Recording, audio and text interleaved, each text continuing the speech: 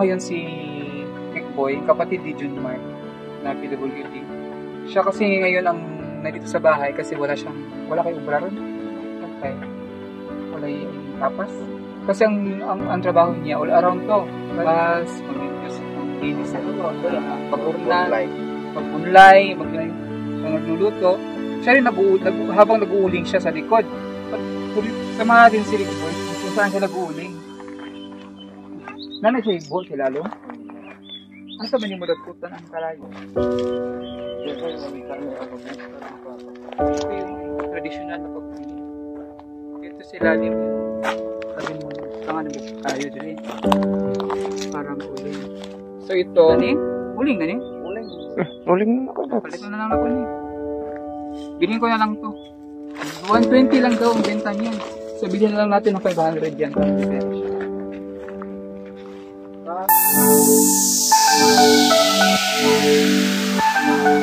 Isang magandang araw mga kababayan. Tumuli si Madam Yula, yung Madam Dami La Cochera dito ngayon sa Barangay Tayawan, Bayawan City, Negros Oriental. At ating bibisitahin ang bahay na sa pinaayos natin na bahay. Kina Tatay Eddie, yung may anak na labing-isa, at tatay ng ating scholar na si Junmar. So ating kumustahin kung ano yung itsura ng kanilang, kung mayroon ng division yung bahay nila na ating pinagtutulong-tulungan natin mga sponsor para mapaayos yung bahay nila. Ngayon si John Mark kasi nag-ani. So yun na talaga siya nag-aral. At ating kumustahin ngayon kung ano talaga ang kanyang desisyon. Kasi yung nakaraan, kasi baka magbago pa eh. Sayang naman. Kasi isang buwan na lang matatapos na yung klase.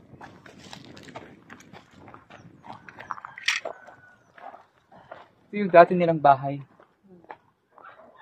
Yung may buntag. May buntag po. Ito si Tatay Eddie. Galing tayo sa Sagikan? Ito, nagsa akong bata. Kumusta yung balay na? Division na ni? Oo, ako na nila. Sirado na rin. Nasara na yung bahay daw nila. Kamay. Ayun ko ha? Ayan, sundurin na. Uy! Tatay's Rick Boy. Meron ng dingding. Oo, mayroon na. Sarado na. Sarado na rin. Kabila may na rin. So, ayan na yung nila. Meron na rin tanggal na yung yero kasi dati. Pakita mo ba? Dati kasi yan yero yung kanilang dingding. So, napalitan na ng plywood. At meron na silang papag. Yan, okay na. Mas, na kayo? Di na kayo init. Hindi na sin. Hindi na yero yung ito na lang. Kini, extension niya sa yung kusina. Extension ako sa kusina ni kayo. Kusina. So, maraming salamat pala sa nagbigay nito ng sponsor na pinadala sa package. Sobrang init kasi dito. Grabe. Hindi pa rin naulan ng Negros. Ayan na yung bahay nila. May dingding na. May dingding na yung kabila. Ayos na niyang latay. Natanggal na yung yero. At ang kanilang may division na ang kanilang bahay. So, ang kulang na lang tayo din yun. Extension na lang nila sa kanilang kusina. So, asan si John Mark? Tuwa to si John Mark. Nagtabang tug-ani to siyang itagsa. Gapon na to nigikan. Sarap ito uli na koy. So, wala na ba siya nag-eskwela? Wala, undang isula. Bisa sa akong ginako. Wala. Wala. Hindi ko ibahimo sa akong niya. Sa manggali ang wala na siya. Ayan na siya. Hindi na kuno sa eskwela. Kaya dako. Rason niya. Dako na magkuno siya. Uy. Yung mo gani isoon, pulino na ni kamot. Gabay galaka gani ito sa 22 gani. Biting gani lutoy. Gani kamot mo gani. Ikaw, unta kamot ako paglawang problema. Diyan mo may mo. Naalang guyuron ta kamo sa eskwelahan. Kung saan po. Kung ano po yung mahimo anak. Importante lang. Salamat lang tayo ni atong balay nga di natamulanan. Mo na lang. Kasi, yun nga, maganda ka sana yun. Kasi yung bahay nila napaayos. Tapos si June Mark, scholar ng PB team. So, sayang kasi umayaw na niya, ayaw na niya mag-aral. Kinausap ko na niya. Ako nang gusto rin ang sponsor. Kinausap ko na rin yung sponsor na ayaw na talaga ni June Mark. May isang sponsor pa na ning kapag kita niyo sa video na mong dito nagsurihan na yung dinhi, may isa ka sponsor nga ni offer pa good nga kung motiwas ng siya eskwela, siya may provide sa inyo bugas buwan-buwan. Para lang dili siya, dili na siya may kay mo yung rason niya, di ba? Nga mangita sa man yung eskwela kung wala may bugas. So ingon si thank you pala sa ating sponsor na nag-offer noon. Yung sponsor natin noon pa sa Batangas na nag-sponsor na nag-communicate sa akin kasi nakita nga napanood niya yung video ni John Mark. Gusto ko lang salamat kay Ma'am Nida Sanyosa. Ang dati sponsor natin to noon po sa Batangas. So ngayon napanood niya yung video ni John Mark na nag-usap kami dito. Nag-offer siya na bumalik lang sa pag-aaral si John Mark. Ay siya nang sasagot sa bigas buwan-buwan nila dito mag-anak sa kanilang kilos, putado na eh. Oo. Ang sabi niya, 50 kilos ang ibigay niya buwan-buwan para sa mag-anak. Kaya lang, ang nakausap ko na si Ma'am Nida, sabi ko, ayaw talaga mag-aral. Nag-desisyon na yung bata, ayaw na talaga niya mag-aral. So, ngayon, hindi na niya naabutan kasi nagtanim. Tanim, nangani na lang. Nangani ng humay. Harvest ng humay, ng palay dito. So, mahirap pilitin yung batang ayaw na talaga. Kasi si tatay, sa may mong gibuhat na ito nga, makonvince siya. Wala ako sa inang niya ito, dong, panikamo, tanong kayo na bahala bisa kung sa takapigado, din yung, total, mga yan at ginagmay sa atong, iba na ito, iksoon malangalangan tao, kerman, dili ito daw sa ibang adlaw-adlaw, mas resto-resto mong ito, pero, kaning kamuti, kagamay na lang ng, pila na lang bulan na lang ng makapil na lang sa bulan tanim mo eskwela, ka na lang sa lapsa. Sa akong kanina, bidya. Mahirap niya kasi dahil, gisudaan na, kay eskwela, puksan sa eskwela niya, hindi ko siya ganahan, sige ba nagundang? Sige ba gundang niya, muna maluwi ta sa sponsor po. Sayang siya kaya na siya allowance, kay Mamalo. Mamalo ng California, USA, pilago na yung allowance to 5 kada bulan. Plus, pa siya bugas ninyo, kung Ma'am Nida Sanyosa, nag-offer nga na magbigay ng 50 kilos per month sa inyo. Sayang kayo. Kasi, kasi sabi nga daw niya, malako na siya, ang feel niya. Ang sabi niya kasi, parang matanda na daw siya, kaya niya na magbanat ng buto na magtrabaho. Yun nga, hindi ko naman sabi na mababa yung tingin natin sa mga babae natin na nagtatrabaho ng blue collar job, yung mga mabibigat na trabaho. Kasi din yan, may mga skill talaga na ganyan pa. Pero kung kaya mo namang mag-aral at kaya mong dili ka magbulad sa init, kaya nakatiwas ka sa eskwela, mas maayo. Mas maayo eh. Oo. Kasi mas maganda yun pag mas makapagtrabaho ka na hindi ka bilad sa araw. Kasi kung gano'n, hindi ka makapagtrabaho ka ng totoo yun. Kasi may lakas na siya. Malaki na siya. Ang problema dyan, okay lang yan kung araw-araw, adlaw-adlaw, kusugin mo lawas. O paano, para ni tatay, o nagpagulang na. O unsa. At least, kung pag may trabaho ka, na makatrabaho ka sa mga opisina o ano man yung trabaho na, kahit hindi opisina, kahit yung mga trabaho na nakapag-aral ka, kasi may pension yun May pension. Oo. Pag tumanda ka, may pension ka, kahit matanda, wala ka nang kakayanang magtrabaho, wala ka nang lakas ng physical, magtrabaho. Pero, kaya ang dyan yung gobyerno, may bibigay sa iyo ng pension. Kasi habang magtatrabaho ka pa niyan, nagpipensyon ka eh. Though meron naman ngayon yung self-employed sa SSS na mga government natin, pwede kang mag-self-employed. Pero iba talaga yung makapag-aral ka. Kasi yung pag-aaral, yun yung sabi nga ng magulang ng tatay ko noon. Yan ang kayamanan na hindi mananakaw. Sayang. So, nanghinayang ako. Kasi, sayang, daming opportunity kasi nandiyan na si Ma'am Malu, nandiyan si Ma'am Nida na magbibigay ng tulong sa inyo. Matabangan pa niya yung pamilya niya. Ayaw niya. Muna nga, karon ako lang pagnao. So, sige ba siya cellphone? Kasi yung mga nagyapon na sa cellphone. Ano na rin kasi. Makalma na. Kasi may kuyog niya mag-ani-ani. Kung yan po itagsa. Yung pinsan niya. So, sa may mong makastorya na lang sa itong mga sponsor nga gusto na matabang ninyo. Sa ako man na, mag-iko mahimo. Ako, muna yung napunta, lalipay kung dako, kung naging sponsor niya, kung sa ako mga nangitabangan, o di yun maning kamot, silbir, lumis mo siyang kuling mo. Di, o ato po ng pugson, lisod po, niya.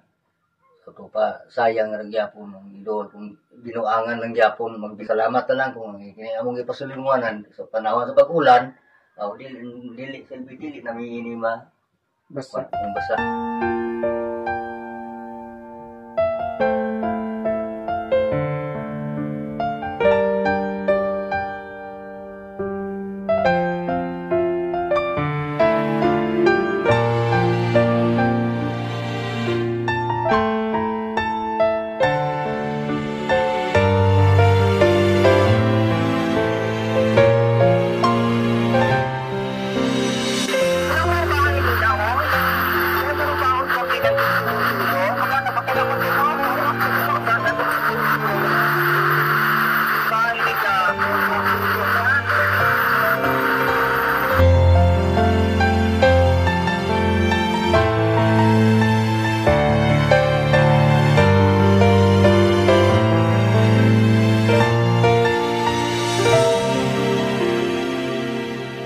Dati nilang bahay.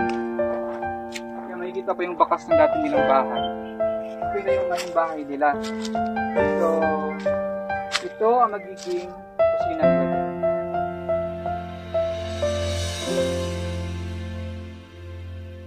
So, pasalamat din tayo kay sa ating mga sponsor na tumulong sa pahimo inyong balay. Nasa niyo po sa screen ninyo yung mga tumutulong.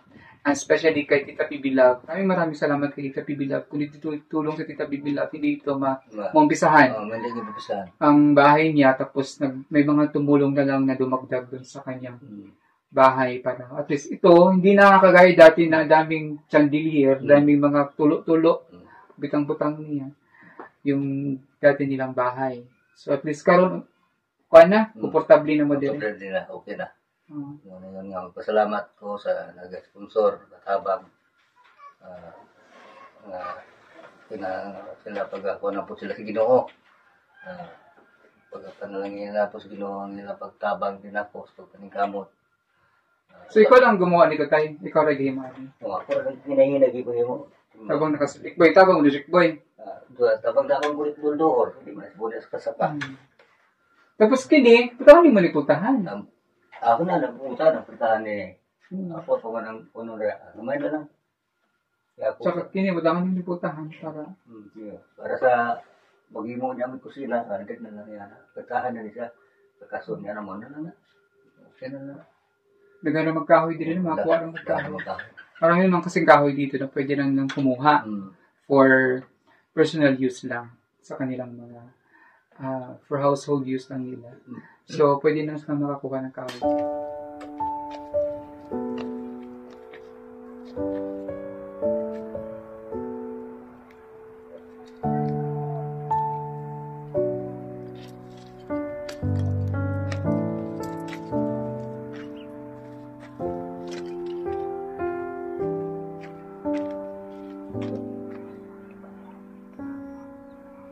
Ibutang sa birthday, hindi na yun.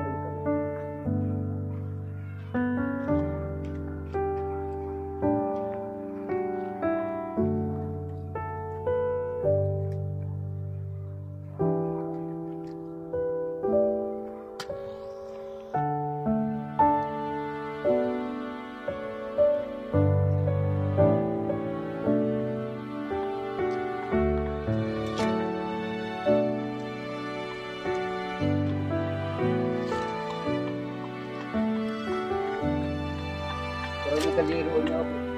Wato kaliro.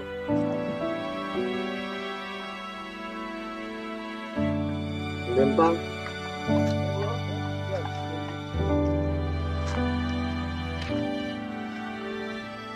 Ay, buka.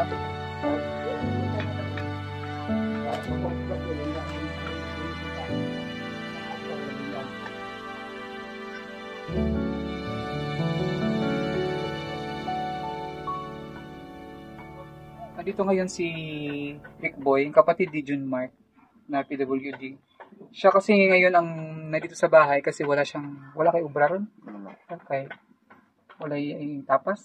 Kasi ang trabaho niya all around to. Kahit ano yung kanang ornan, kanang tapas, manglinis ng mga tubuhan, so tawagan ng ornan. Magbunlay, Unlos. magdamo-damo, yun yung mga trabaho niya. Kaya lang, nakakadrero, nandito ka ngayon kasi wala kay trabaho. Kaya naman wala na yung trabaho. Mukuyog mong takong ano yung pangani kay ano hindi kang pwede kaya ako raman dito nakatanam si Jo ni Salo na ako. So dapat sana siya ang kasama dun sa ani. Kaya lang si Jun Mark, si Jo, kapag si Jun Mark yung ano natin at tinulungan natin sa pag-aaral, siyang sumalo kay Kuya. Ano yung siya may salo? Siya lang dito kay Gapael Wampukod reo. Oling.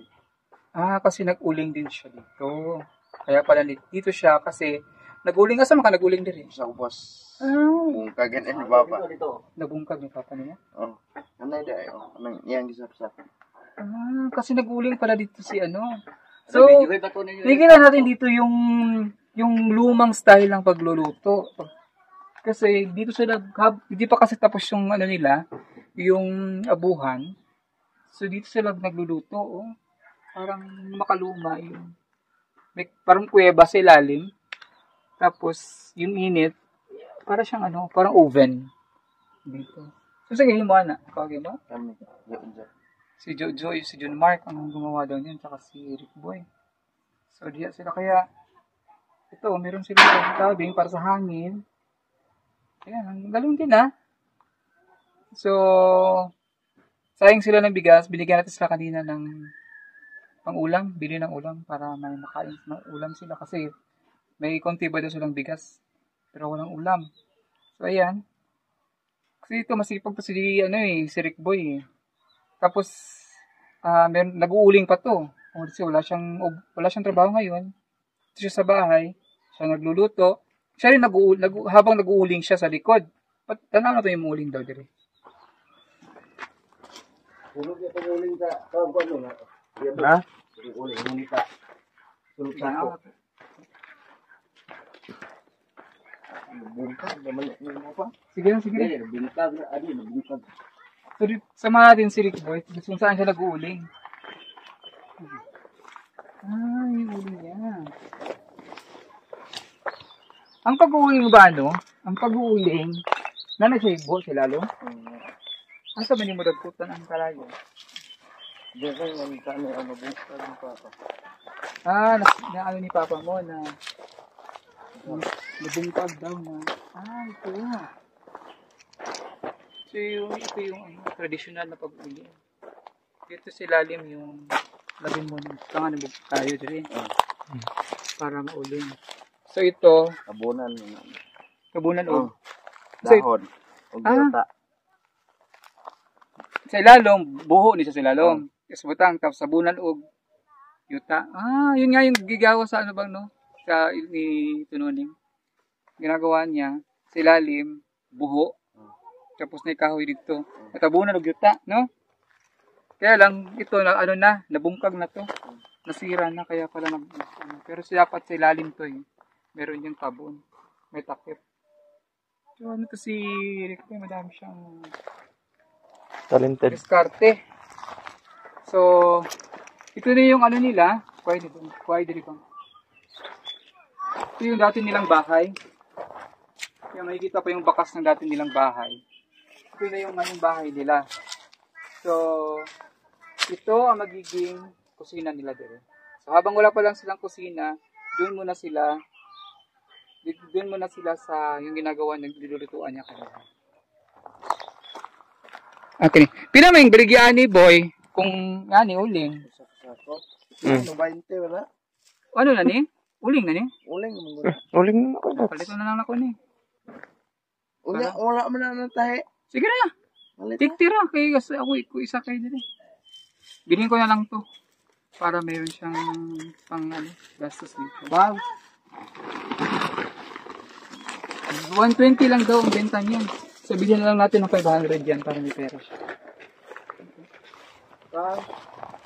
Pati ba niya pa ako? Ito. So, bilhin ko na lang yung uling niya para meron siyang gastos pang. Kasi benta, asa mo naman nag-imaligya? Sa market. Sa market, benta, ang bili, 120. Ang mura naman ng uling niya.